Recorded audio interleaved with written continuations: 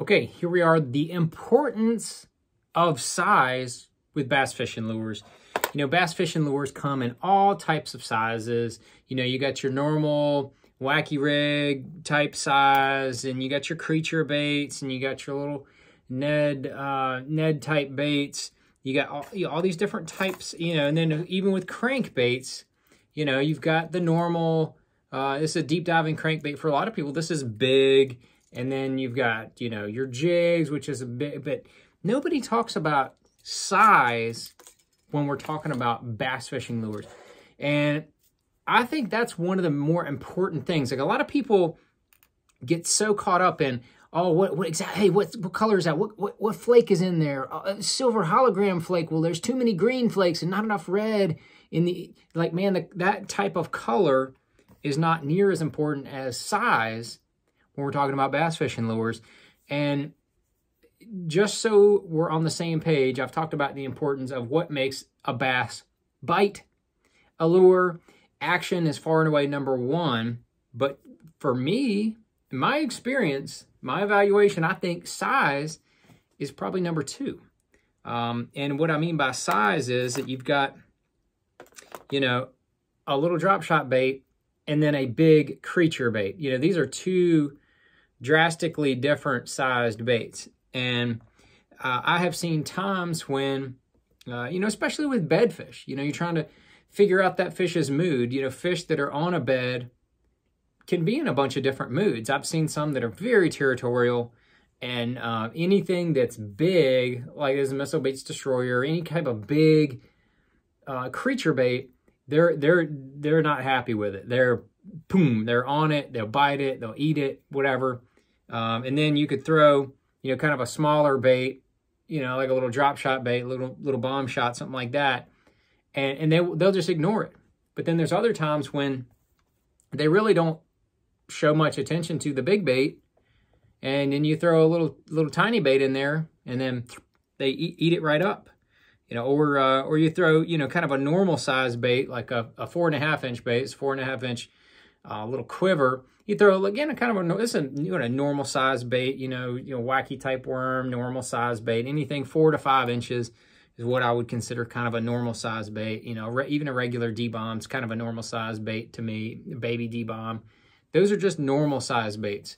There's time, you know, the majority of the time, normal size baits work great, yeah, for all your fishing applications. But then you're going to have times when you're going to go a little bigger, or you're going to go smaller. And you know, like here's a good example. This is just a regular full-size jig. It's a flip-out jig from Missile Baits, and this is a little bit smaller. This is the mini flip. It's got a little smaller skirt. You can see it's a little smaller profile, and then even smaller than that, we've got, you know, Missile. It's got the micro jig. You know, I have seen times when this bad boy right here just absolutely throttles them, and you can't get a bite on a big full-size jig. It just doesn't happen. You know, so many people are like, oh, that's the wrong color. Well, you've got speed, you know, it's part of action, you know, the how fast that a lure falls, that's part of the action. But a lot of people just overlook the size. I'm gonna give you one more example. Look at this big old honker right here. This is not even the biggest swim bait that I have. This is an 8-inch mag draft. You know, everybody wants to throw, and it's extremely popular, is the 6-inch mag draft. And when you look at the 6-inch versus the 8-inch, that's a big size difference right here. I mean, this is a lot heavier. It's a lot bigger. They have very, very similar action. But the 6-inch is what most people throw. I mean, you can catch so many 2-pounders on a little 6-inch mag draft. But a lot of 4s and 5s, and, you know, a lot of people catch big bass on that 6-inch. But the 8-inch is a good bit bigger, a lot bigger piece of plastic.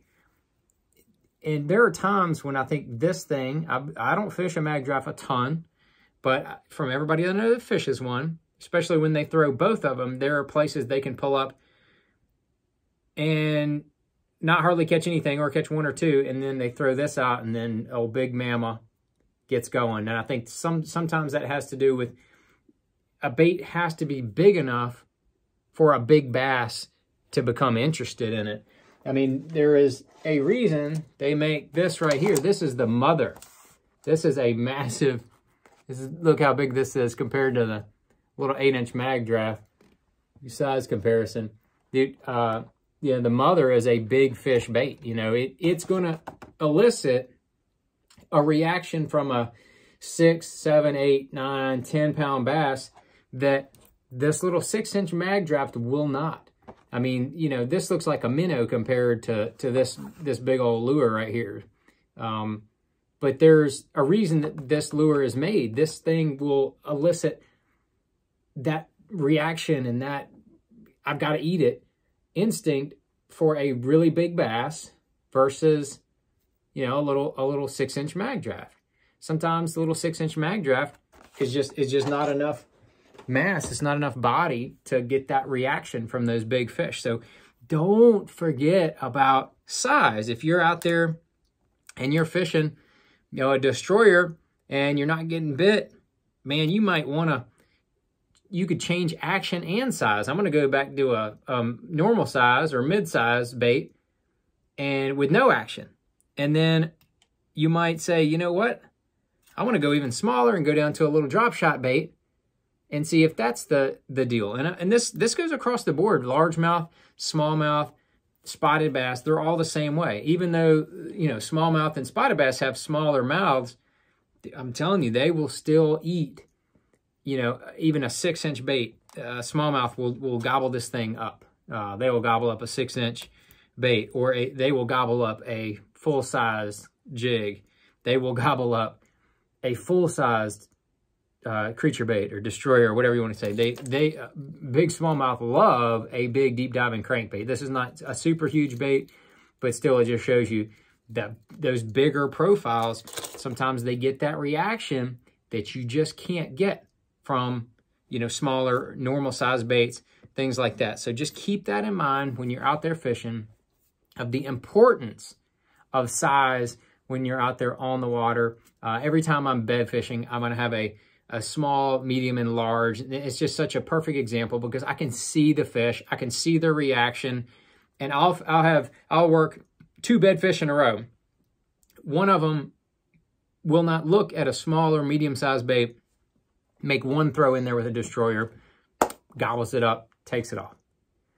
Catch that fish, go to the next fish, throw the destroyer in there again, nothing. You know, back down to a little smaller bait, maybe the quiver, nothing. Throw the little drop shot in there, first, second cast. All of a sudden, the fish is all fired up. Eats it, swims off. Catch it. Those are 2 fish, you know, right near each other. We were just in different moods. It took something different to make that fish bite and have the reaction and be able to have the hook up and stretch your line and all that kind of stuff. All the fun stuff that we want. That's what we're after, is being able to make those fish bite. So don't forget about the importance of size when you're out there on the water. If you have any stories or you have any examples or you have any comments you want to make, please drop that down in the video. I'd like to hear what you have to say about size. How big of a lure have you caught one on? How small of a lure have you caught one on? I think we all know about these little teeny crappie jigs that are catching big bass because they just may have been feeding on little bait. And that was kind of what triggered them versus a normal size bait. Wasn't going to trigger them. That wasn't what they were biting. So just kind of a neat conversation to have is about the importance of size in bass fishing lures.